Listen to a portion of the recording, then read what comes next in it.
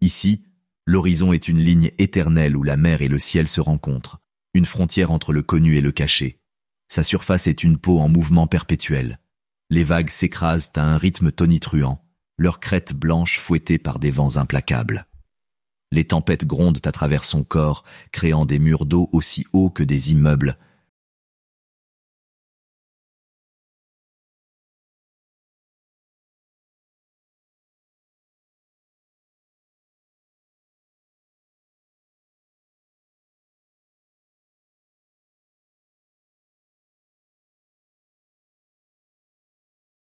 Tandis que dans les étendues plus calmes, l'océan se tient d'une immobilité trompeuse, tel un miroir infini reflétant les cieux.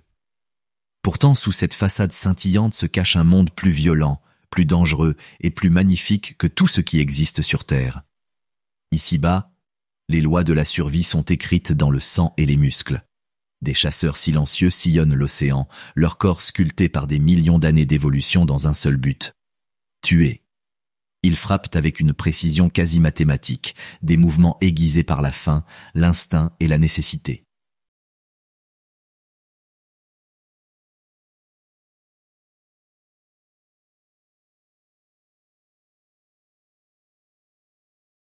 Des requins, leurs mâchoires garnies de dents dentelées telles des lames de scie vivantes, patrouillent les profondeurs.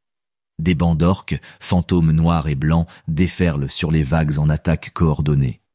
Des calmars géants surgissent des abysses, leurs tentacules armés de ventouses barbelées conçues pour entraîner leur proie dans des becs écrasants. C'est un royaume où la pitié n'existe pas et où l'hésitation est mortelle. Chaque battement de cœur, chaque mouvement de nageoire, chaque goutte d'énergie compte. Manger, c'est vivre. Hésiter, c'est devenir nourriture. Et pourtant, au milieu de ce carnage, la beauté est omniprésente. Le Pacifique abrite des royaumes coralliens aux couleurs inouïes, des récifs grouillants de bancs de poissons qui évoluent tels des tempêtes argentées scintillantes. De gracieuses raies manta planent comme si l'océan était le ciel. Les baleines à bosses chantent sous les vagues, leur voix portant à des centaines de kilomètres, des chants plus anciens que la civilisation elle-même. Cette dualité, entre sauvagerie et splendeur, rend le Pacifique unique au monde. Des eaux peu profondes et ensoleillées aux fosses obscures de plus de 10 km de profondeur, chaque couche de cet océan abrite ses propres tueurs, ses propres survivants. Certains sont minuscules, armés de poisons et d'épines, tandis que d'autres sont des léviathans dont les combats secouent la mer elle-même. Ensemble, ils forment une scène où les histoires les plus dramatiques de l'évolution se déroulent, encore et encore, chaque jour. Ce n'est pas une nature sauvage ordinaire, c'est l'arène ultime. L'ultime frontière où les forces les plus meurtrières de la nature s'affrontent dans une guerre sans fin entre prédateurs et proies. C'est l'océan Pacifique, le territoire des tueurs aquatiques les plus mortels et de leur lutte éternelle pour survivre. Sous la surface agitée du Pacifique se trouve un théâtre où chaque mouvement a des conséquences. Ici, prédateurs et proies sont liés dans une danse sans fin, chacun façonnant l'évolution de l'autre, chacun testant ses limites. C'est un lieu où la faim dicte le comportement et où la survie se mesure non pas en années, mais en instants. Prenons l'exemple des côtes californiennes. Le long de ces eaux, des colonies d'otaries se prélassent sur les rochers ensoleillés, leurs cris espiègles résonnant dans les vagues. Mais non loin du rivage, une autre présence s'éveille. La silhouette caractéristique du grand requin blanc fend silencieusement les profondeurs.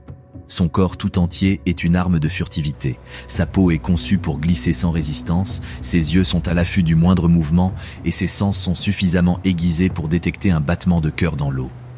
D'un puissant élan, il s'élance vers le haut, jaillissant des vagues avec précision et violence. Le bond d'une otarie pour se mettre à l'abri devient un pari désespéré. Une vie en équilibre sur le fil du rasoir de l'évolution. Plus au sud, dans les eaux glacées de la Patagonie, règne un autre prédateur, l'orque.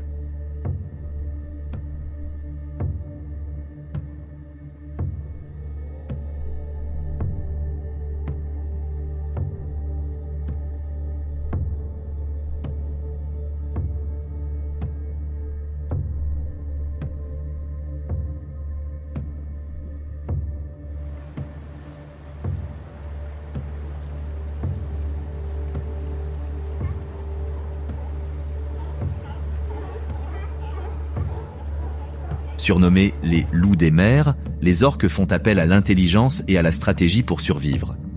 Un groupe fonctionne comme un seul homme, entraînant des bancs de poissons terrifiés dans des spirales serrées, formant des boules d'appât scintillant comme de l'argent liquide.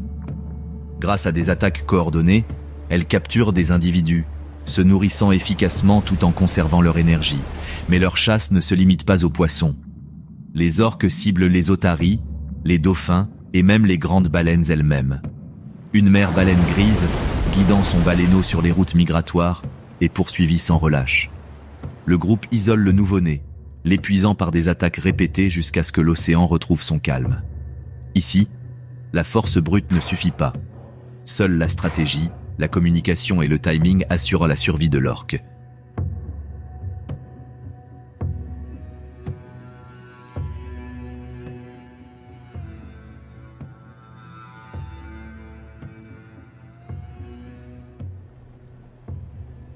Dans les profondeurs du Pacifique, une autre confrontation se déroule. D'immenses bancs de poissons se déplacent à l'unisson, leurs mouvements synchronisés cherchant à dérouter les prédateurs qui les traquent. Mais en contrebas se cache une créature née des abysses, le calmar. Avec des réflexes fulgurants, il se propulse en avant, ses tentacules se déployant à une vitesse étonnante pour saisir sa proie. Les poissons se dispersent, mais beaucoup sont capturés, entraînés dans des becs acérés conçus pour couper et déchiqueter. À leur tour, ces mêmes calmars se sont chassés eux-mêmes. Les cachalots plongent dans l'obscurité, leurs clics résonnant dans l'obscurité tandis qu'ils traquent les insaisissables géants des profondeurs. Ici-bas, chaque rencontre est à la fois chasse et danger. Ce qui unit ces combats, c'est la tension constante, une course aux armements sans fin. Les prédateurs développent des sens plus aiguisés, des vitesses plus rapides et des armes plus meurtrières. Les proies ripostent par leur camouflage, leur agilité ou leur nombre. À chaque chasseur sa chasse, à chaque victoire sa défaite. Le Pacifique n'est pas seulement un océan, c'est une zone de guerre. Un vaste champ de bataille dynamique où aucune créature n'est jamais véritablement en sécurité, et où la survie dépend d'un équilibre complexe entre puissance et vulnérabilité. Ce cycle incessant de confrontation et d'adaptation définit la vie ici depuis des millions d'années. Et tandis que l'histoire de ces meurtriers se dévoile, une vérité demeure certaine. Dans le Pacifique, la lutte est sans fin. L'océan Pacifique n'est pas un monde unique, mais une mosaïque d'habitats, chacun défini par son propre rythme, ses propres règles et ses propres caractéristiques. Des récifs scintillants des tropiques aux fosses obscures qui plongent plus profondément que l'Everest, le Pacifique offre des environnements aussi diversifiés que les formes de vie qui les peuplent. Le long de ses rives ensoleillées s'étendent des récifs coralliens, véritables cités sous-marines bâties par des colonies de minuscules polypes, créatures plus petites qu'un grain de riz. Au fil des siècles, ils ont sculpté des forteresses calcaires éclatantes de couleurs. Des bancs de poissons se faufilent entre les branches de corail comme s'ils filaient à travers les rues d'une métropole.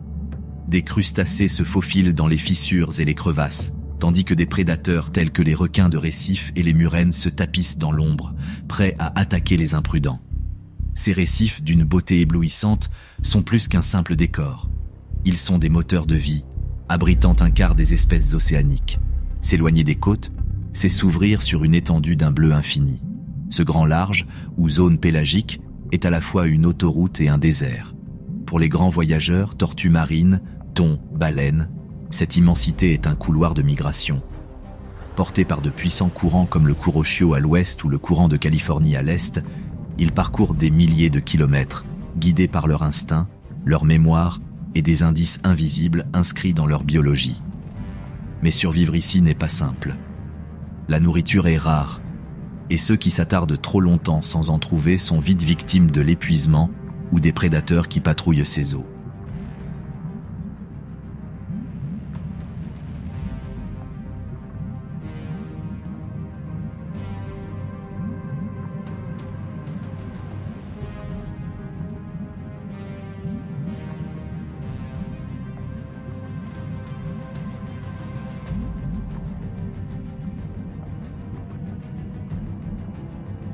Et puis il y a les fosses, les secrets les plus profonds du Pacifique. La fosse des Mariannes, la fosse des Tonga, les Kermadec. Ces entailles dans la croûte terrestre descendent à plus de 11 000 mètres de profondeur, là où la lumière du soleil n'a jamais atteint. Le poids de l'eau y est écrasant, suffisant pour faire s'effondrer un sous-marin. Et pourtant la vie y persiste. Poissons fantomatiques à la peau translucide, amphipodes ressemblant à des crevettes et prédateurs bioluminescents prospèrent dans cette nuit éternelle. C'est un monde régi non pas par la lumière du soleil, mais par la pression et l'obscurité, où la survie dépend de stratégies qui paraissent étrangères à l'œil humain. La température, elle aussi, façonne ces mondes. Les eaux tropicales chaudes favorisent une biodiversité explosive, tandis que les courants glacés du nord et du sud apportent des nutriments qui alimentent certaines des plus grandes migrations de la planète. Chaque changement de courant, chaque changement de saison, met en mouvement des écosystèmes entiers. Les sardines grouillent en masse scintillante, entraînant dauphins, thons et oiseaux de mer dans des frénésies alimentaires chaotiques. Les baleines à bosse suivent les marées d'abondance, se déplaçant des zones de reproduction équatoriale vers les eaux polaires riches en krill. Le Pacifique n'est pas simplement un océan, c'est une scène. Un théâtre colossal où la géographie, le climat et le courant dictent le rôle de chaque créature. Et tandis que le rideau se lève sur ce monde aquatique, les acteurs prennent place, chasseurs et proies, géants et fantômes, unis dans le drame sans fin de la survie. Dans ces eaux de beauté et de mort, les acteurs entrent en scène. Le soleil se lève sur une côte pacifique accidentée. Les vagues s'écrasent contre les rochers déchiquetés, soulevant des panaches de brume scintillant dans la lumière dorée. Sur une étroite bande de sable, une colonie de phoques se rassemble, leur corps luisant tandis qu'ils se déplacent maladroitement entre le rivage et la sécurité de l'eau. Pour l'œil non averti, le spectacle évoque la paix, les éclaboussures enjouées, les cris curieux et l'énergie insouciante des animaux au repos. Mais sous la surface, une ombre guette. Glissant silencieusement dans les eaux froides bordées de varech, un prédateur perfectionné par l'évolution, le grand requin blanc. Massif, en forme de torpille et vêtu de nuances de gris qui se fondent harmonieusement dans la mer, il est à la fois un chasseur invisible et une force invincible. Chaque détail de son anatomie est réglé pour tuer. Des yeux capables de détecter les contrastes dans la pénombre. Un nez tapissé d'électrorécepteurs capables de détecter la plus faible pulsation du cœur d'un phoque. Des muscles lovés d'une énergie explosive, attendant le moment précis pour frapper. Le requin tourne, patient, calculateur. Vu d'en bas, la surface scintille des formes déformées des phoques, leurs mouvements se dessinant sur le soleil. Pour les phoques, l'eau est un refuge. Pour le requin, c'est le stade de l'embuscade. Il se redresse, maintenant sa position dans l'angle mort sous sa proie. Chaque mouvement de sa queue est mesuré, économisant son énergie jusqu'à ce que l'alignement parfait se présente. Puis, une éruption. En moins d'une seconde, le requin accélère avec une force terrifiante, jaillissant des profondeurs telle une torpille lâchée. Ses mâchoires aux dents dentelées se referment sur le phoque, soulevant prédateurs et proies dans les airs, dans un spectacle d'écume rouge et d'écume cramoisie. Pour les phoques sur le rivage, cette scène ludique a basculé dans le chaos. Ils plongent frénétiquement dans toutes les directions, chaque éclaboussure étant une nouvelle invitation au désastre. Mais le requin ne s'attarde pas sur la panique. Il bat en retraite. Le phoque capturé en sécurité, l'énergie préservée pour la prochaine chasse. Cette stratégie, connue sous le nom d'attaque par brèche, est la marque de fabrique du grand requin blanc. C'est une méthode précise et efficace, un pari qui exige une énergie immense mais qui se révèle dévastateur. Peu de prédateurs océaniques peuvent rivaliser avec une telle démonstration de puissance brute. Pourtant, la domination du requin ne se mesure pas uniquement à ses proies. En tant que prédateur au sommet de la chaîne alimentaire, le grand requin blanc joue un rôle bien plus important dans l'écosystème du Pacifique. En s'attaquant aux faibles, aux malades ou aux insouciants, il maintient l'équilibre des populations de proies, assurant la survie des plus robustes. Les phoques grandissent plus vite, les bancs de poissons restent en meilleure santé et l'équilibre fragile de l'océan est préservé. La présence du grand requin blanc n'est pas seulement une menace, c'est un régulateur, un gardien silencieux de la hiérarchie de la vie marine.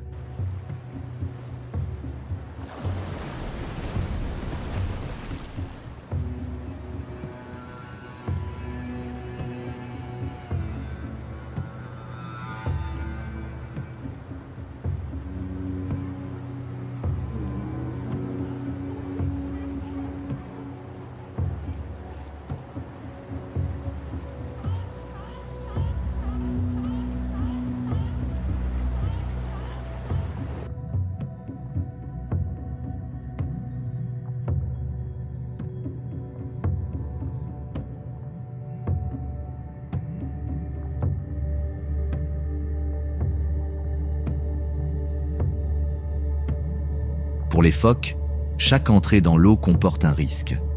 Pour le requin, chaque attaque est une épreuve de précision. C'est l'éternel pari de la survie dans le Pacifique, une compétition de vitesse, de force et d'instinct qui se joue sans fin dans les eaux froides du plus grand océan du monde. Loin du rivage, là où l'eau se pare d'un turquoise éclatant au soleil, une ombre se forme, une ondulation qui s'étend de plus en plus jusqu'à se transformer en des dizaines de formes. Des corps élancés, de hautes nageoires dorsales et des têtes reconnaissables entre mille qui se balancent d'un côté à l'autre tels des instruments extraterrestres. Un banc de requins-marteaux, se déplaçant en formation silencieuse. Contrairement aux grands requins blancs solitaires, les requins-marteaux sont rarement seuls.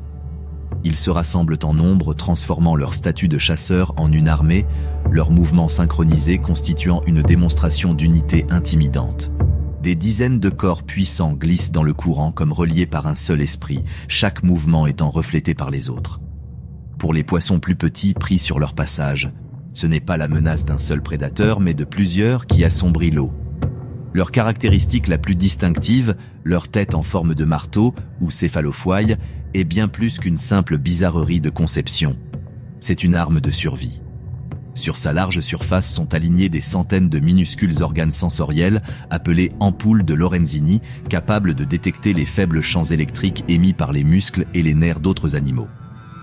Pour le requin-marteau, un poisson caché sous le sable n'est pas invisible. Il est aussi clair qu'un phare, chaque frémissement étant trahi par une signature électrique. Balayant la tête d'un côté à l'autre, les requins-marteaux scrutent le fond marin tels des détecteurs de métaux vivants, découvrant des proies qui autrement resteraient invisibles. Dans les eaux peu profondes, les raies s'enfouissent sous des couches de sable, dissimulant leur présence aux yeux des chasseurs ordinaires. Mais pour le requin-marteau, ce camouflage est futile. D'un brusque plongeon de sa large tête, il la cloue au sol, fermant ses mâchoires pour une attaque décisive. Lorsque le banc chasse ensemble, chaque requin couvre une bande de terrain, leurs larges têtes se chevauchant comme les arcs d'un réseau radar. Rien n'échappe longtemps à la détection. Leur style coopératif leur confère un avantage certain sur les vastes territoires de chasse du Pacifique. Tandis qu'un requin encercle un banc de poissons, d'autres s'approchent sous différents angles, resserrant le cercle jusqu'à ce que les voies de fuite disparaissent. Tels des loups qui encerclent leur proie sur terre, les requins-marteaux utilisent le nombre pour vaincre la résistance, garantissant ainsi une fin rapide et efficace de la chasse. Et pourtant, malgré leurs outils redoutables et leur esprit d'équipe, les requins-marteaux font face à des défis qui mettent leur survie à l'épreuve. Leurs grands bancs, autrefois symboles de force, peuvent également attirer l'attention de prédateurs plus grands comme les orques, qui exploitent leur comportement de regroupement. Pour le requin-marteau, la sécurité du nombre est une arme à double tranchant. Protection contre certaines menaces, mais vulnérabilité face à d'autres. Pourtant, le requin-marteau perdure, spécialiste parfaitement adapté à sa niche. Dans le Pacifique, où chaque prédateur a son rôle, il est chercheur, chasseur, explorant les recoins cachés, découvrant ce que les autres ne peuvent découvrir. Son étrange silhouette, balayant le fond marin de part et d'autre, est plus qu'une simple silhouette. Elle rappelle l'infinie créativité de l'évolution dans sa lutte pour la survie. Le Pacifique est un royaume d'abondance, mais aussi de pénurie. Pour chaque récif prospère ou banc de poissons grouillants, il existe des étendues d'océan où la nourriture est rare et où la survie ne profite qu'aux plus adaptables.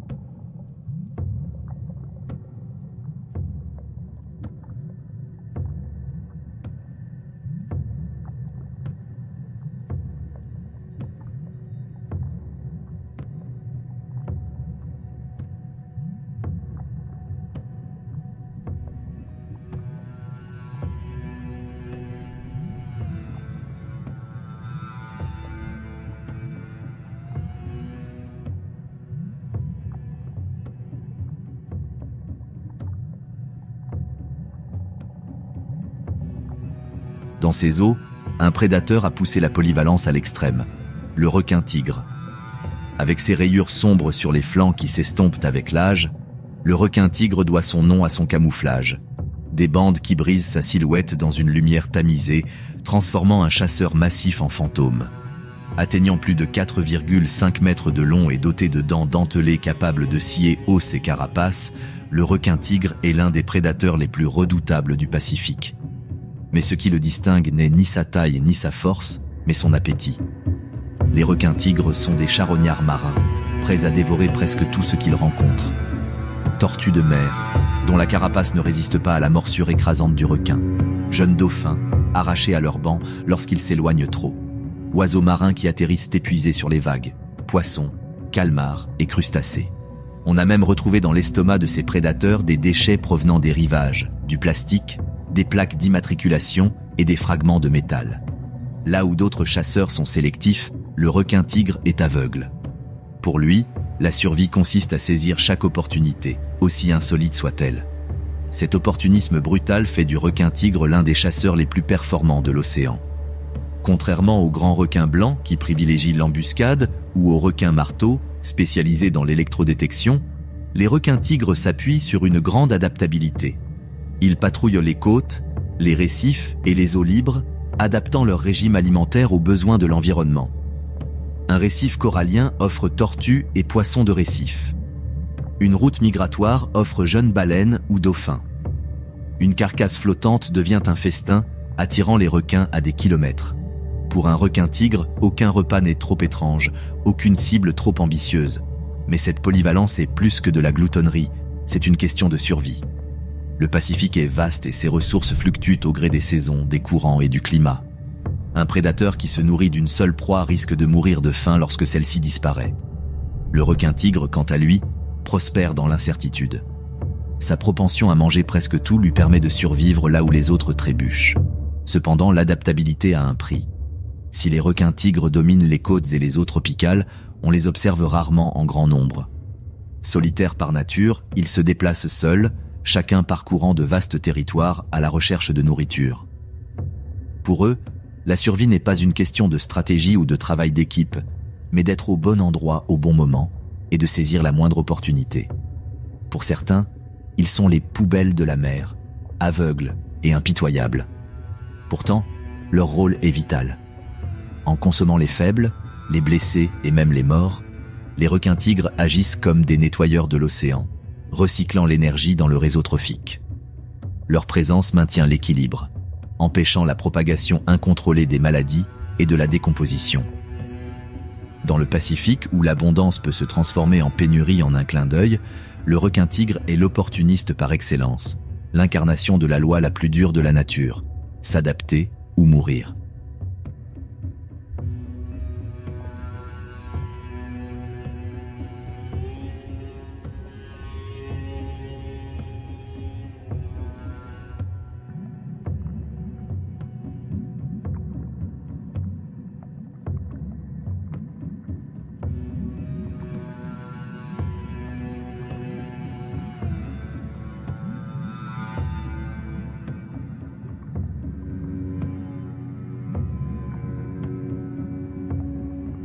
Malgré leur puissance, les requins ne sont pas invincibles.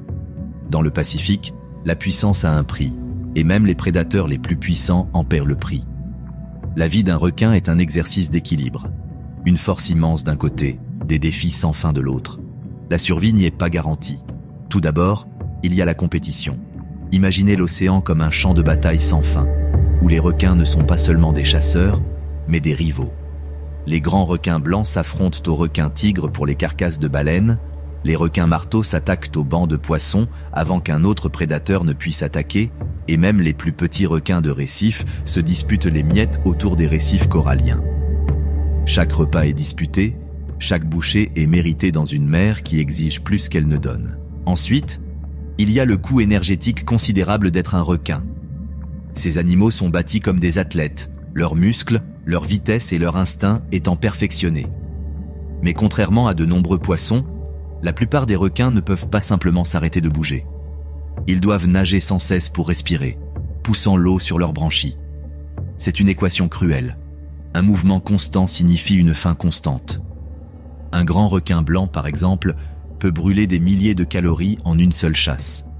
Manquer la prise, et la dette s'alourdit, rendant la prochaine chasse encore plus désespérée. Mais le défi le plus brutal survient souvent avant la naissance. Dans l'obscurité cachée du ventre d'un requin, la survie commence par le cannibalisme. Les requins embryonnaires développent des dents très tôt, et les plus forts dévorent leurs frères et sœurs plus faibles in utero. C'est ce qu'on appelle le cannibalisme intra-utérin, une loterie biologique où seuls les plus féroces émergent. Les prédateurs les plus féroces des océans naissent en survivant de leur propre guerre familiale.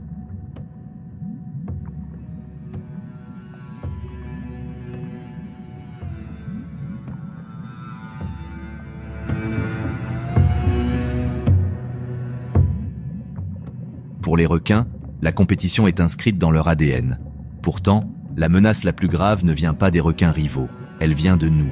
Les flottes de pêche humaines sillonnent le Pacifique, ciblant les requins pour leurs ailerons, leur chair et leur huile. On estime que 100 millions de requins sont tués chaque année dans le monde, dont beaucoup dans ces mêmes eaux. Les hameçons des palangres s'étendent sur des kilomètres, et les filets dérivants capturent sans discernement, détruisant des populations qui règnent sur les mers depuis des millions d'années. Pour les créatures à reproduction lente, certaines espèces mettant plus d'une décennie à atteindre la maturité, la pression est écrasante. Le plus grand prédateur du Pacifique n'est ni un requin, ni une orque, ni un calmar. C'est l'homme. Pourtant, les requins survivent. Ils s'adaptent, comme toujours. Certains changent de territoire de chasse, d'autres de régime alimentaire.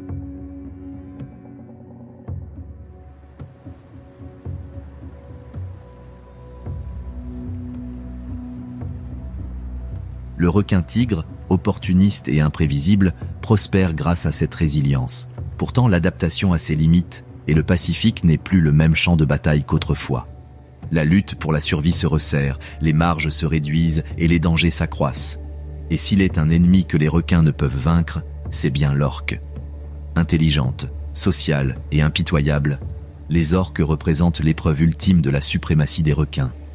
Elles ne se contentent pas de les chasser.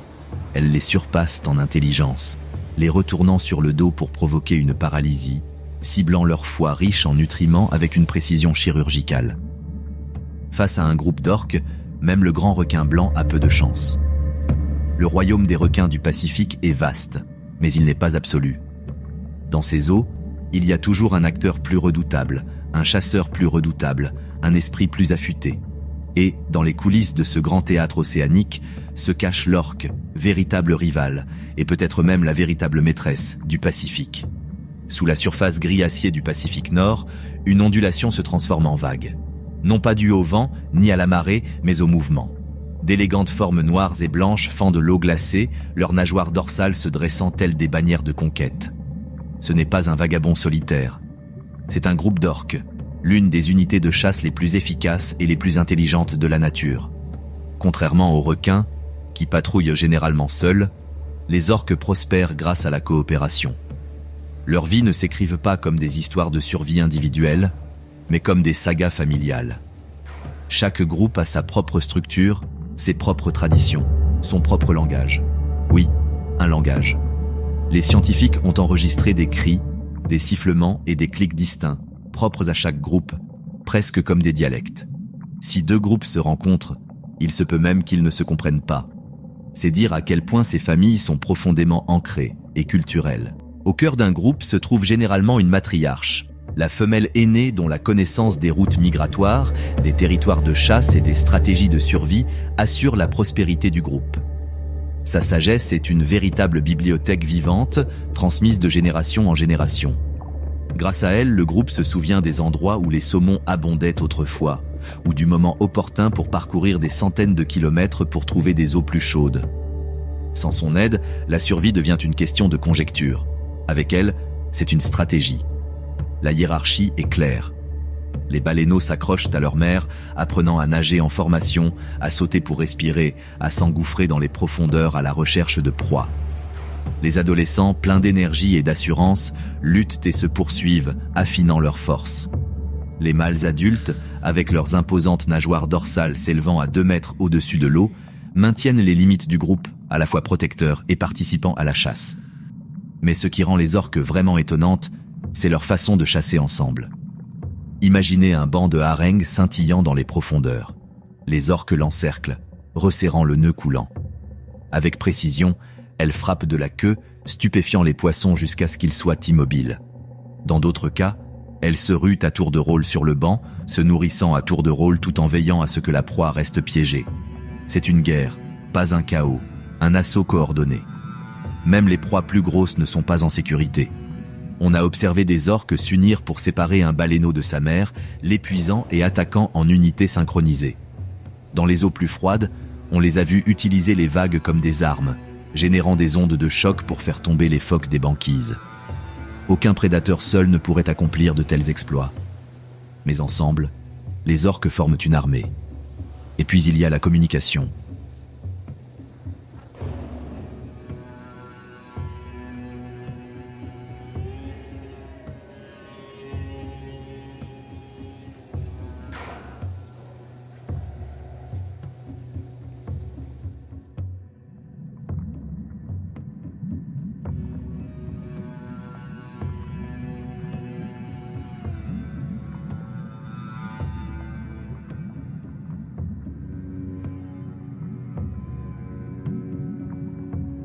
Sous la surface, leur monde est rempli de sons.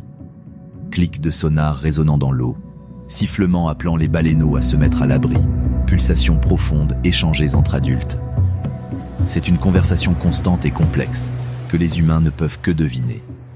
Sont-ils en train d'élaborer une stratégie, d'encourager, d'avertir? Peut-être tout cela à la fois. Pourtant, malgré toute leur puissance, les orques restent étroitement liés les unes aux autres par leur famille. Elles n'abandonnent pas leurs petits, elles n'exilent pas les plus faibles, elles prospèrent ensemble ou pas du tout. Le Pacifique est une arène impitoyable, mais au sein de ce groupe se trouve l'une des alliances les plus durables de la nature. Et quelque part là-bas, un groupe est en mouvement. Ses nageoires dorsales se découpant comme des ombres, un orchestre silencieux se préparant pour sa prochaine représentation sur la scène de la survie. La glace est calme. Un phoque se prélasse sur un flot, le ventre tendu sous le faible soleil du Pacifique, inconscient du danger qui l'attend. L'eau semble immobile, silencieuse, mais sous sa surface vitreuse, des ombres glissent avec détermination. Des orques. Maîtres de la patience, experts du travail d'équipe et artisans d'une des chasses les plus impitoyables de l'océan. Contrairement à la traque solitaire d'un requin, les orques transforment la chasse en théâtre. Chaque membre du groupe connaît son rôle. Les mères enseignent, les baleineaux apprennent et les chasseurs frappent en parfaite synchronisation. Leurs proies aujourd'hui, les phoques et les otaries, les proies grasses et protéinées des eaux froides du Pacifique. La stratégie commence par la discrétion. Les orques s'alignent juste sous la banquise, leurs nageoires dorsales dissimulées. Elles nagent en formation coordonnée, poussant les murs d'eau devant elles. D'un sursaut soudain, elles créent une vague si puissante qu'elle fait basculer la glace flottante. Le phoque, autrefois à l'aise sur son île gelée, est projeté dans le chaos de la mer. Et là, tels des bourreaux, les chasseurs attendent. Mais les orques ne tuent pas toujours vite. Leurs chasses peuvent être teintées de cruauté ou peut-être, pour elles, d'une démonstration d'adresse. On joue avec les phoques, on les lance en l'air par la queue ou on les déséquilibre lors de fausses charges. Pour l'observateur non averti, cela ressemble à un jeu. Pour le phoque, c'est de la terreur prolongée en minutes. Pour le bébé orque, c'est une leçon. Comment contrôler, dominer, frapper avec précision. Les otaries s'en sortent un peu mieux. Agiles, rapides et munies de dents acérées, elles peuvent parfois déjouer un prédateur isolé. Mais face à un groupe, leurs chances s'amenuisent. Les orques les encerclent, de plus en plus serrés, jusqu'à ce que les voies de fuite disparaissent. Puis, avec une précision chorégraphiée, l'une charge par en dessous tandis qu'une autre bloque la surface, un mouvement de pince mortel qui met fin à la poursuite en quelques secondes. Ce qui rend ces chasses extraordinaires, ce n'est pas seulement la mise à mort, mais aussi la communication. Les orques cliquent, sifflent et appellent sous la surface, se coordonnant comme un escadron militaire. Chaque son est porteur d'une intention. Flanc gauche, plonge profond, attaque maintenant. Pour le phoque, l'eau est bruyante et confuse. Pour les orques, c'est un langage de mort. Pourtant, aussi brutales que puissent paraître ces chasses, elles sont essentielles à la survie du groupe. Un seul phoque peut nourrir plusieurs orques et pendant les mois de vache maigre, chaque prise peut faire la différence entre force et faiblesse. L'océan n'est pas clément et les prédateurs doivent être efficaces. Une fois la chasse terminée, l'eau redevient calme. la banquise dérive, vide, silencieuse, sans aucune trace de la violence des instants précédents. Pour les orques, ce n'est qu'un jour de plus dans leur quête incessante de survie. Pour la proie, c'est le pari constant de vivre à la limite de la glace et de l'eau, où une glissade, une vague, un faux pas décident de tout.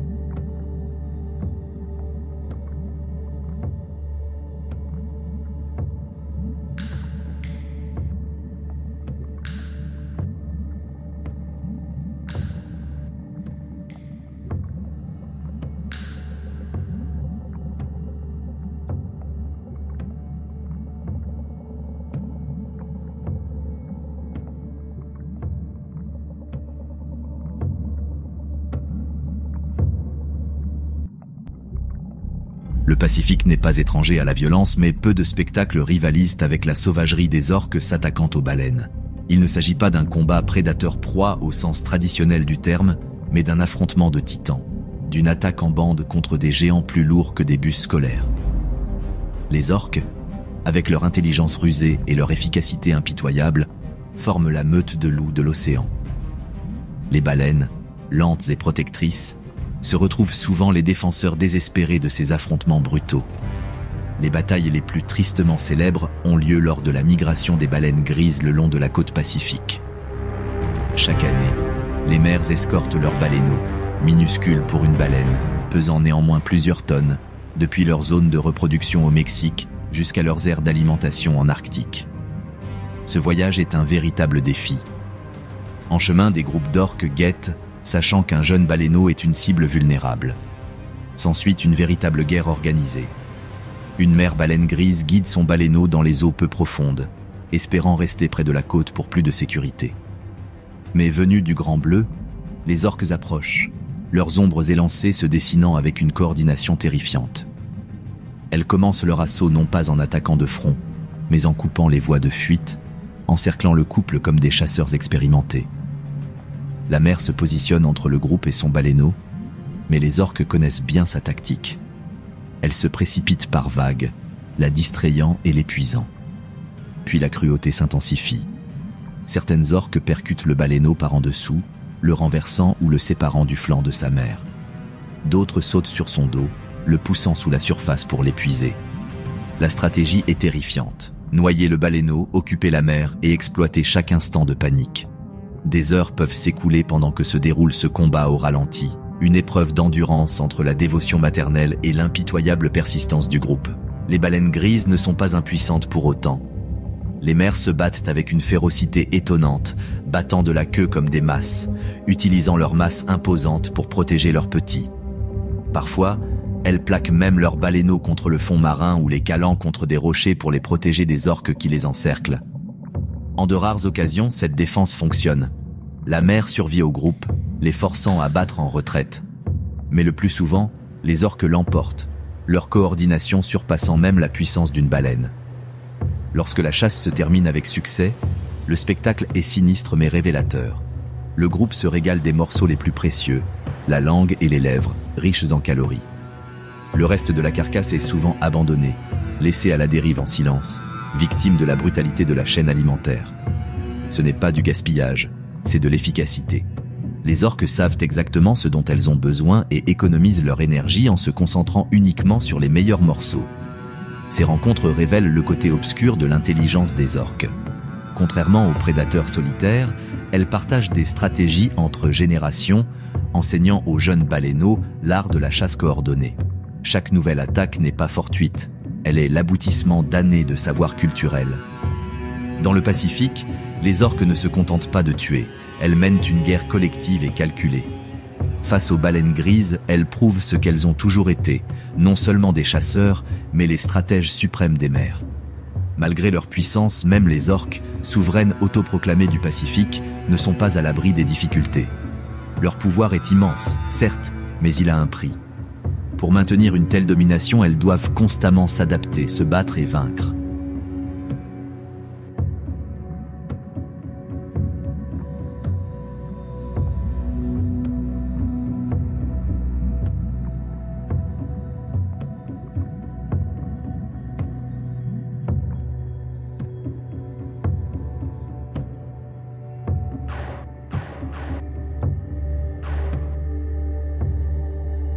Dans le tumulte incessant de l'océan, même les rois ne sont jamais totalement en paix. Le défi le plus urgent réside dans la survie des baleineaux. Un nouveau-né orque vient au monde avec un poids de près de 180 kg, et pourtant, malgré sa taille impressionnante, il est totalement sans défense. L'océan n'est pas une nurserie, c'est un champ de bataille. Dès leur premier souffle, les baleineaux sont confrontés à l'ombre de la mort. Requins tapis dans les profondeurs, groupes rivaux empiétant sur leur territoire, et même famine si la nourriture se raréfie. Les mères allaitent leurs petits pendant plus d'1 an, leur apprenant à nager en parfaite synchronisation, les protégeant des prédateurs et les guidant dans des migrations qui peuvent s'étendre sur des milliers de kilomètres. Pourtant, les pertes sont effroyables. Jusqu'à la moitié des baleineaux orques meurent avant d'atteindre la maturité. Pour une espèce qui dépend si fortement des liens familiaux étroits, chaque décès est plus qu'une simple statistique. C'est un chagrin d'amour tissé dans la survie. Mais la concurrence est de mise. Les orques sont peut-être au sommet de la chaîne alimentaire, mais les prédateurs ne règnent jamais seuls. Les requins, en particulier les grands blancs, croisent parfois leur chemin. Les combats sont rares mais légendaires. Grâce à des attaques coordonnées, les orques peuvent renverser un grand blanc sur le dos, provoquant une paralysie appelée immobilité tonique. Une fois le requin impuissant, l'orque s'attaque directement au foie, un organe gras et riche en nutriments. C'est brutal et efficace. Pourtant, la présence des requins implique aussi une lutte constante pour le territoire et les proies. Parfois, les orques doivent abandonner leurs principaux territoires de chasse simplement parce que le coût énergétique des combats contre leurs rivaux est trop élevé.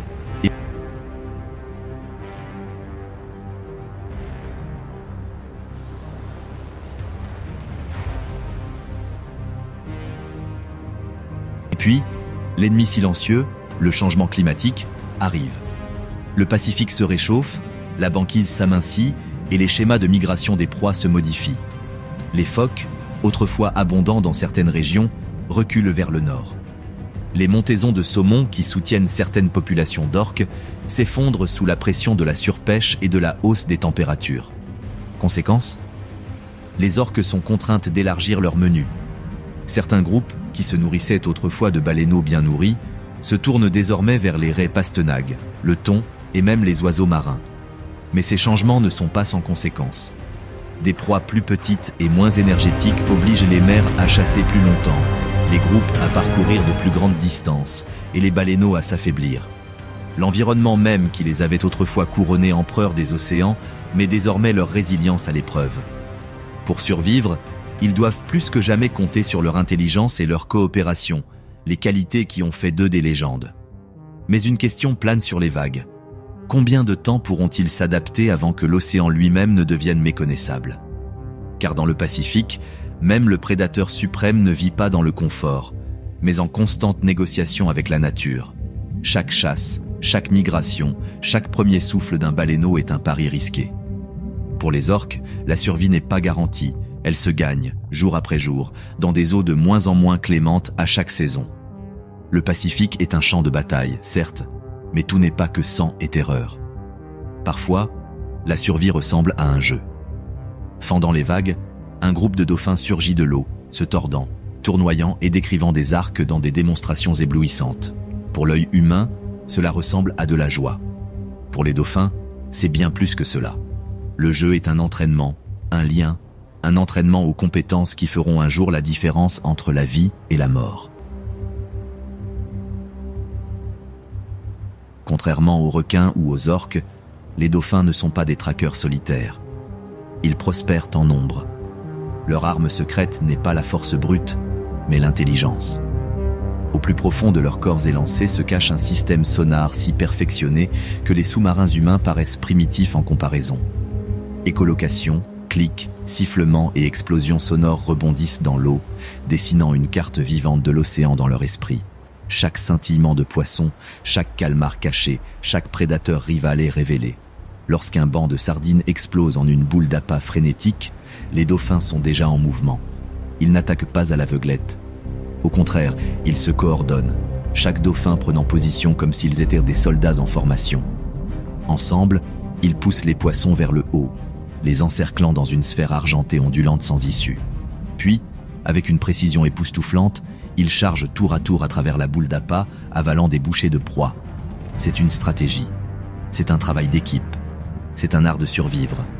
Mais les dauphins ne sont pas seulement des chasseurs, ils sont aussi des proies. Leurs acrobaties et leur vitesse ne sont pas seulement un divertissement, mais aussi une défense. Un dauphin poursuivi par un requin peut se contorsionner et bondir d'une manière qui frustre même le prédateur le plus redoutable de l'océan. Pour un dauphin solitaire, la survie est un pari risqué. Mais en groupe, ils peuvent renverser la situation. Les dauphins sont connus pour attaquer les requins, les percutant de leur museau dur jusqu'à ce que le chasseur devienne la proie. Dans ces moments de jeu, de poursuite et de saut, réside une vérité du Pacifique. L'intelligence peut être une arme aussi puissante que les dents et les muscles. Dans le grand théâtre du Pacifique, la victoire n'est pas garantie. Chaque chasseur est, à son tour, une proie. Les dauphins, si rusés et rapides, doivent toujours rester vigilants. Car quelque part au-delà des vagues, une ombre se cache peut-être, une orque. Les orques ne voient pas les dauphins comme des rivaux, mais comme de la nourriture. Un groupe d'orques peut disperser même le plus grand groupe de dauphins. Ils font preuve de la même ruse et d'une efficacité redoutable, affinée au fil des millénaires, que les dauphins. Lors d'une poursuite, les dauphins peuvent s'élancer dans des eaux moins profondes où les orques peinent à les suivre, mais tous n'ont pas cette chance. Et puis il y a les requins. Un requin-tigre solitaire, naviguant le long de la côte, peut capturer un baleineau imprudent. Les dauphins le savent, et c'est pourquoi ils protègent leurs petits avec une détermination farouche, les gardant au centre du groupe. Mais les dauphins sont aussi des chasseurs, et leur menu est vaste. Ils fendent les bancs de poissons avec une aisance éprouvée. Ils traquent les calmars dans les profondeurs d'un noir d'encre. On les a même vus attaquer des bébés requins, éliminant leurs rivaux avant qu'ils ne deviennent une menace. Le Pacifique est un échiquier, et les dauphins y jouent à la fois comme prédateurs et comme proies. Pourtant, le danger est constant. À tout moment, l'équilibre peut basculer. Un dauphin se nourrissant d'une boule de poisson peut soudainement se retrouver sur la trajectoire d'un banc de requins marteaux. Un baleineau jouant à la surface peut attirer l'attention d'un groupe d'orques. Dans ces eaux, la véritable sécurité n'existe pas, seulement une vigilance constante. Pour les dauphins, la survie ne réside pas dans la domination, mais dans l'adaptabilité. Ils ne sont peut-être pas des prédateurs au sommet de la chaîne alimentaire, mais des survivants, suffisamment intelligents pour prospérer là où la force brute seule échouerait. Ainsi, dans l'incessant conflit entre prédateurs et proies, les dauphins demeurent parmi les acteurs les plus endurants de l'océan, toujours traqués, toujours en chasse, et toujours à deux doigts du danger. Dans la nuit éternelle des abysses du Pacifique, là où la lumière du soleil n'a jamais posé le pied, un léviathan s'agite. Ce calmar géant, mythe devenu réalité, dérive dans l'ombre. Avec ses yeux grands comme des assiettes, les plus grands du règne animal, il scrute l'obscurité là où la vision est presque inutile. Ces globes ne servent pas seulement à voir, mais aussi à détecter de faibles lueurs, l'éclat d'une proie bioluminescente ou la silhouette menaçante de son plus grand ennemi, le cachalot. Peu d'humains ont vu cette créature vivante, et pourtant ces légendes remontent à des siècles. Des monstres marins tirant des navires sous les vagues, des krakens enroulant les marins dans des anneaux sans fin. La vérité n'en est pas moins fascinante. Mesurant jusqu'à 12 mètres de long, ce calmar géant est armé de 2 tentacules alimentaires spécialisés, capables de jaillir comme des lances, et doté de ventouses garnies de dents dentelées. Un coup, une prise, et la fuite devient presque impossible. Mais la vie ici n'est pas un triomphe permanent. Les abysses sont un lieu d'embuscade, de bataille dans l'obscurité. Les corps des cachalots portent les traces d'affrontements titanesques, marqués de plaies circulaires là où les ventouses des calmars s'accrochaient autrefois. Ces combats sont des guerres silencieuses, livrées sous une pression écrasante, où des géants luttent pour leur survie. Le calmar se bat avec férocité, mais le plus souvent, il devient une proie. Son rôle dans la chaîne alimentaire est paradoxal. Un monstre à part entière, tout en restant une source de nourriture pour le plus grand prédateur de l'océan. Le calmar géant incarne le mystère le plus profond de l'océan. Un prédateur si puissant, si rarement aperçu, qu'il brouille la frontière entre science et mythe. Dans ces profondeurs obscures, les monstres sont bien réels. Plus près des eaux peu profondes, parmi les récifs coralliens et les crevasses rocheuses, un génie d'un autre genre se cache.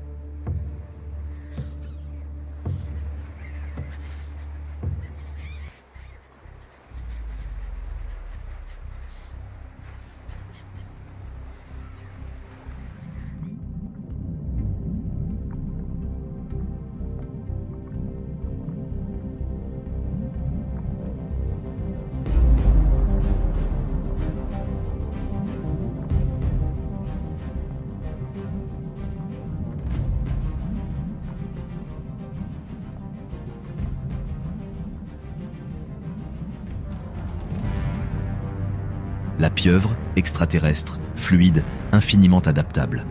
Dépourvue d'os pour la maintenir, cette créature est métamorphe, se faufilant dans des fissures pas plus grandes que son bec. Sa peau, riche en chromatophores, peut passer du beige sable au rouge électrique en un clin d'œil, la rendant à la fois invisible et spectaculaire. Mais le camouflage n'est qu'un début. La pieuvre est une experte de la survie, maniant des nuages d'encre pour aveugler ses prédateurs et dérouter ses assaillants. Dotée de 8 bras munis de ventouses, elle explore, manipule et même résout les problèmes. Certaines espèces ont été filmées transportant des coquilles de noix de coco sur les fonds marins, construisant des abris portables tels des architectes maniant des outils. D'autres imitent des poissons venimeux ou des serpents de mer, adoptant des identités empruntées pour se protéger du danger. En tant que prédateur, le poulpe est rapide et rusé. Il se jette sur les crabes sans méfiance, les enveloppant dans un filet de bras vivants avant de leur injecter un venin paralysant. Pourtant, en tant que proie, il vit sous la menace constante des requins, des anguilles et des humains. Sa survie repose sur son intelligence et non sur la force brute. La fuite est l'essence même de son existence. Le plus troublant est peut-être sa vie éphémère. Malgré toute sa splendeur, la pieuvre ne vit que quelques années.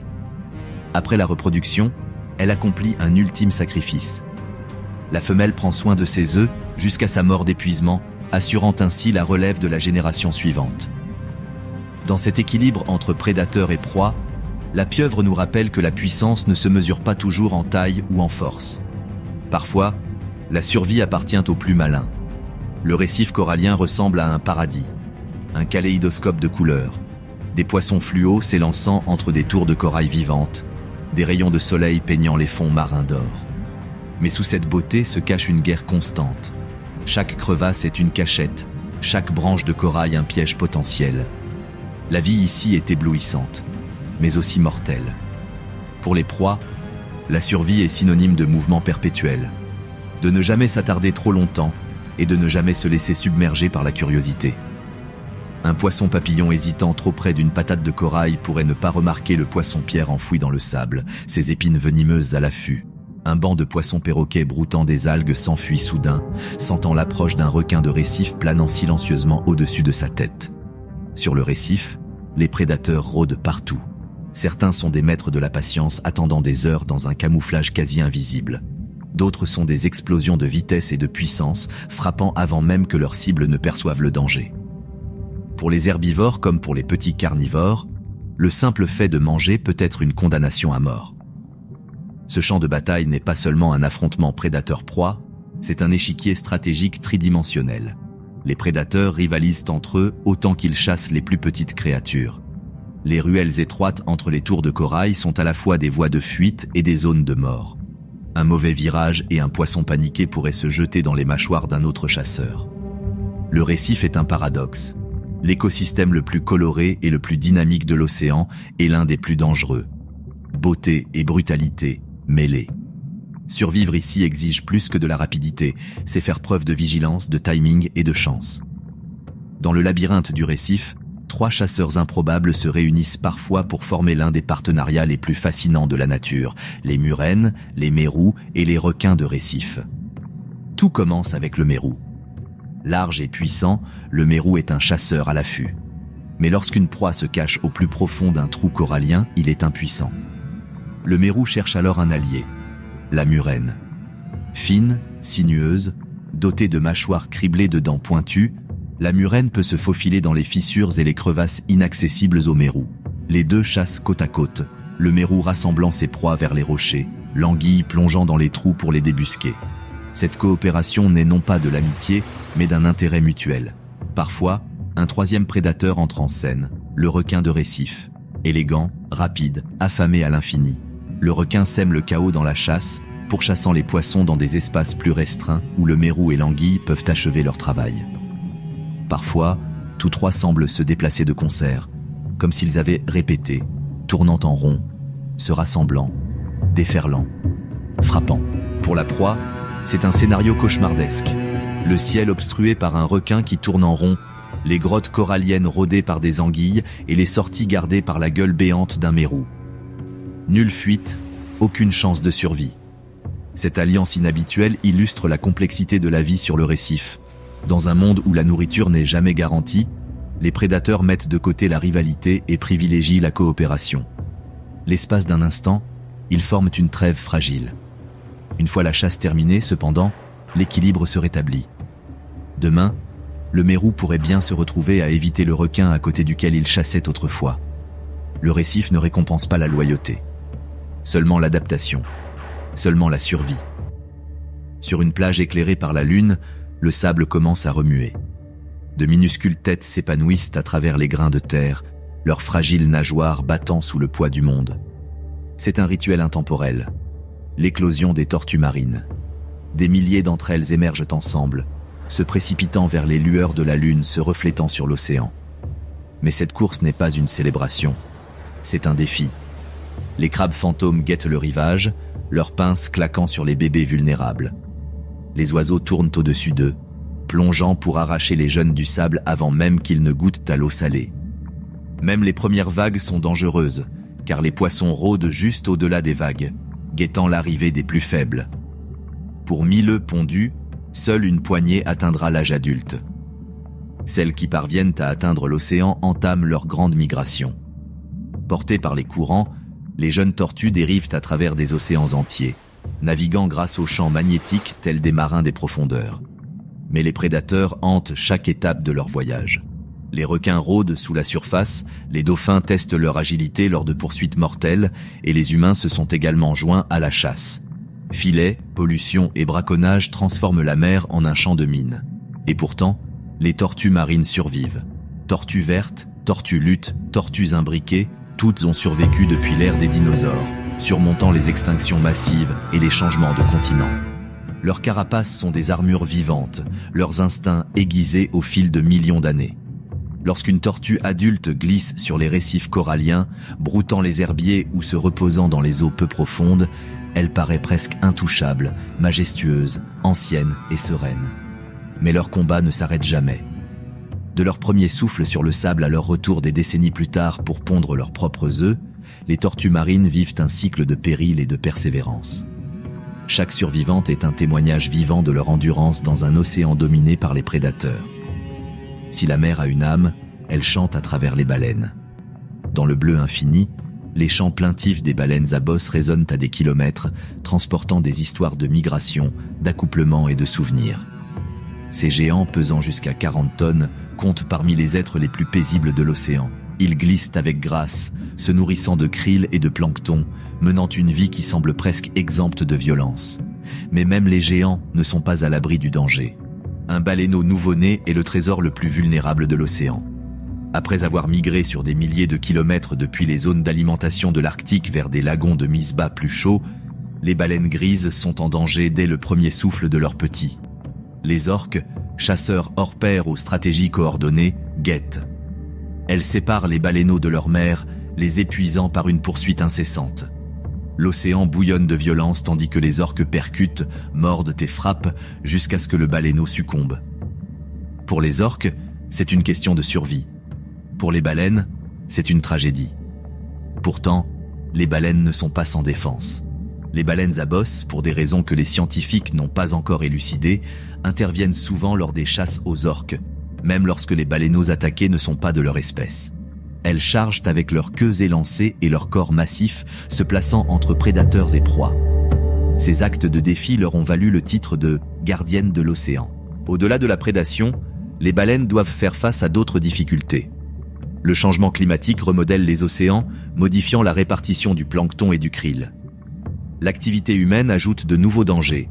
Collisions avec les navires, pollution sonore et plastique qui dérivent dans leurs vastes aires d'alimentation.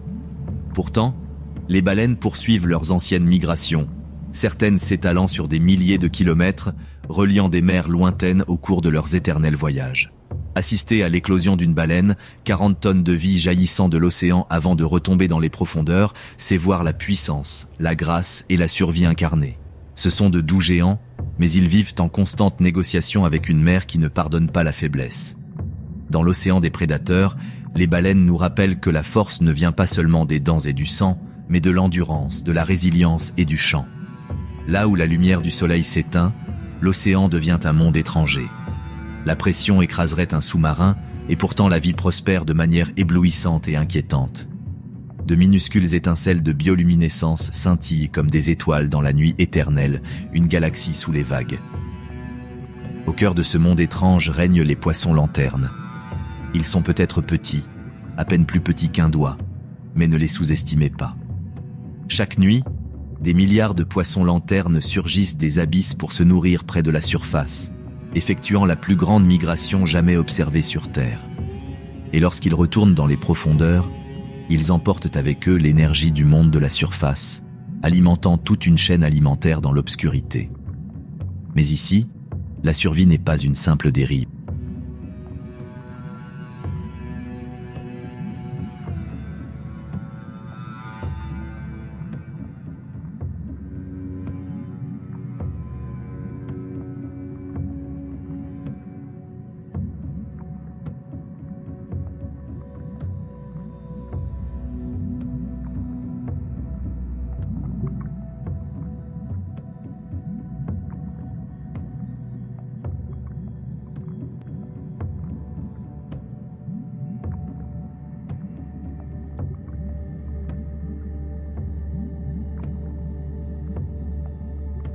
Profondeur, il porte en lui le souvenir du combat gravé dans son corps. Les pâles rubans gravés sur sa peau ne sont pas de simples cicatrices, mais des preuves. La preuve que dans les profondeurs, le mythe devient réalité. La preuve que la survie dans l'abîme n'est jamais acquise. Elle se gagne, cicatrice après cicatrice, dans des batailles dont aucun œil humain ne sera jamais témoin. L'océan n'appartient pas seulement à ceux qui vivent sous les vagues, il appartient aussi aux habitants du ciel. Des milliers d'oiseaux marins s'accrochent aux parois abruptes des falaises, leurs nids en équilibre sur des corniches impossibles, leur vie étant un jeu permanent. Chaque œuf est un trésor, mais aussi un festin pour les prédateurs. Les corbeaux fondent sur eux tels des bandits, dérobant les œufs lors de raids audacieux. Les mouettes se chamaillent, leurs cris rauques emplissant l'air tel un chœur de chant de bataille. Mais c'est à l'éclosion des poussins que le danger se multiplie. Pelucheux, fragiles et réclamant bruyamment de la nourriture, ils deviennent des phares pour les opportunistes. Un seul instant d'inattention, et un poussin dégringole de son rebord, plongeant vers la mer où les requins l'attendent, leurs nageoires noires tourbillonnant comme des lames. Mort dans les airs ou mort dans les profondeurs, c'est une loterie sinistre. Sur les plages, les otaries se rassemblent en colonies bruyantes et chaotiques. L'air est empli de leurs aboiements, mélange de défis et d'anxiété. Les mâles se livrent à des combats brutaux, se percutant les uns les autres, dents découvertes, chacun cherchant désespérément à défendre son harem. Mais au-delà de leurs escarmouches se cache un danger encore plus grand, les prédateurs. Les orques patrouillent dans les eaux peu profondes, maîtres de l'art de la surprise.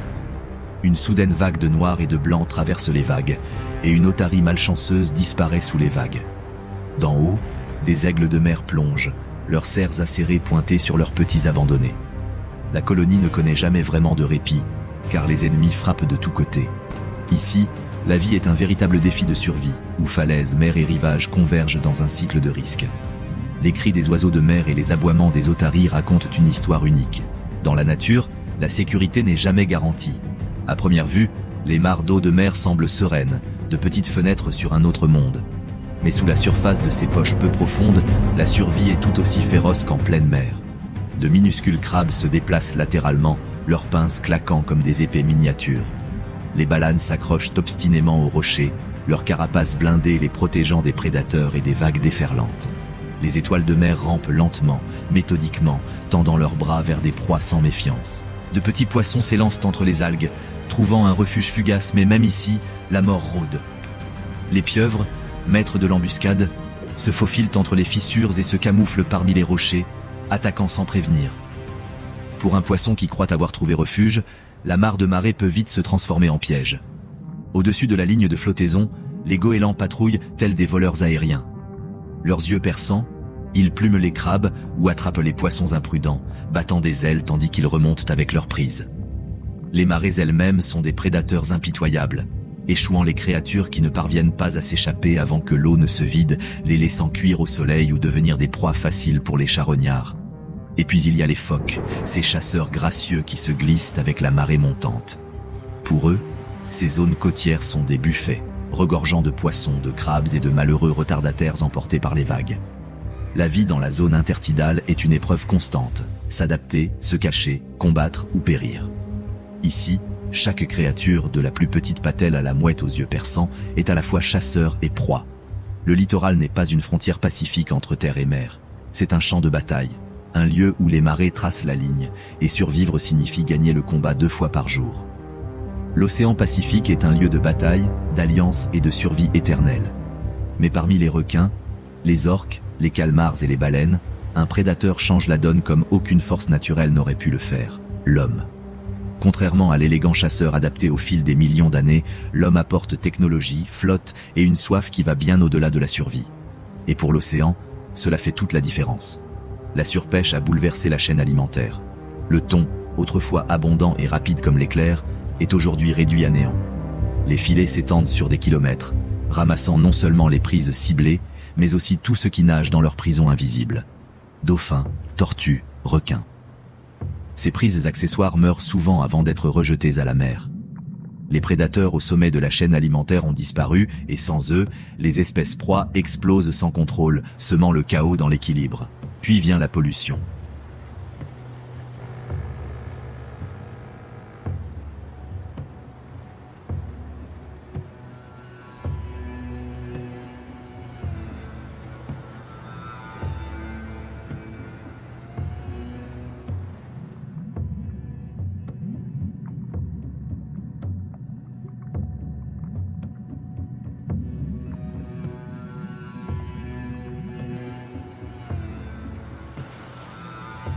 Le Pacifique charrie des continents flottants de plastique. De minuscules planctons prennent les microplastiques pour de la nourriture et les alimentent jusqu'à ce que poissons, oiseaux marins et baleines transportent des déchets humains dans leur estomac. Un cachalot peut plonger dans les abysses pour combattre un calmar géant, mais il ne peut lutter contre un sac plastique qui obstrue son système digestif. Les récifs coralliens, autrefois des cités vivantes et dynamiques, blanchissent sous l'effet de la hausse des températures, laissant les poissons sans abri et les prédateurs sans proie. Le changement climatique est le grand prédateur invisible. Il modifie les courants, réchauffe les eaux et fait fondre les glaces qui autrefois assuraient la stabilité des écosystèmes. Les orques trouvent des proies qui se déplacent vers le nord, toujours plus loin chaque année. Les oiseaux de mer en quête de poissons reviennent l'estomac vide auprès de leurs poussins affamés. Les batailles du Pacifique, autrefois marquées par la force et la ruse, se déroulent désormais dans un contexte de changement qu'aucune créature n'a pu affronter au cours de son évolution. Et pourtant, l'influence de l'humanité n'est pas seulement destructrice. Zones de conservation, sanctuaires marins et aires protégées sont des tentatives de rétablissement de l'équilibre. À certains endroits, les stocks de thon se reconstituent. Les baleines, autrefois chassées jusqu'à la quasi-extinction, chantent à nouveau en plus grand nombre, leurs cris obsédants résonnant à des milliers de kilomètres. Nous sommes des prédateurs, certes, mais nous sommes aussi des gardiens, capables de retenue, capables de réinventer notre rôle. Pourtant, la question persiste comme une tempête à l'horizon. Les humains reculeront-ils dans le temps pour laisser respirer le Pacifique, ou allons-nous continuer jusqu'à ce que le plus grand champ de bataille de la Terre se taise? Alors que les vagues s'écrasent sans fin sur des rivages lointains, une vérité demeure. L'océan Pacifique est à la fois un champ de bataille et un sanctuaire. Requins, orques, calmars et baleines luttent pour leur survie avec élégance, férocité et équilibre. Chaque créature, du plus petit plancton au plus puissant cachalot, joue un rôle dans ce théâtre vivant. Mais les humains se distinguent. Nous ne sommes pas limités par l'instinct, ni par les dents, ni par les tentacules. Nous contrôlons les flottes, les usines, le plastique et les émissions de carbone. Notre influence s'étend des plus petites mares aux plus profonds abysses. La question se pose donc. Les humains sont-ils le prédateur ultime du Pacifique? D'une certaine manière, oui. Aucun requin n'a jamais provoqué l'effondrement d'une pêcherie. Aucune orque n'a jamais blanchi les récifs coralliens sous l'effet de la chaleur. Aucun calmar n'a jamais empoisonné les eaux avec du mercure ou du pétrole. Ce sont des cicatrices causées par l'homme. Dans le registre des océans, nous sommes le perturbateur, la force qui fait pencher la balance en notre faveur, souvent sans nous en rendre compte.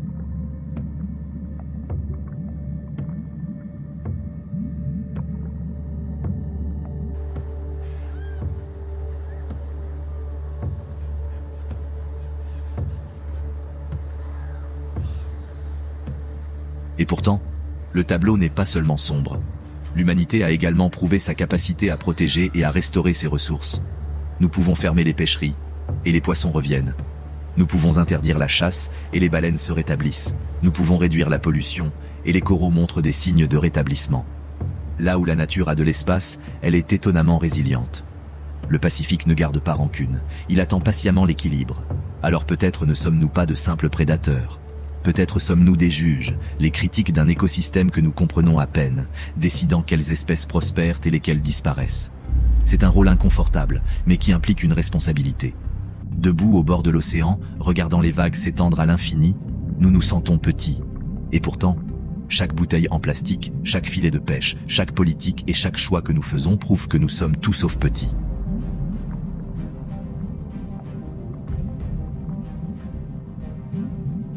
Le Pacifique a survécu aux glaciations, aux éruptions volcaniques et aux météores. Mais peut-il nous survivre?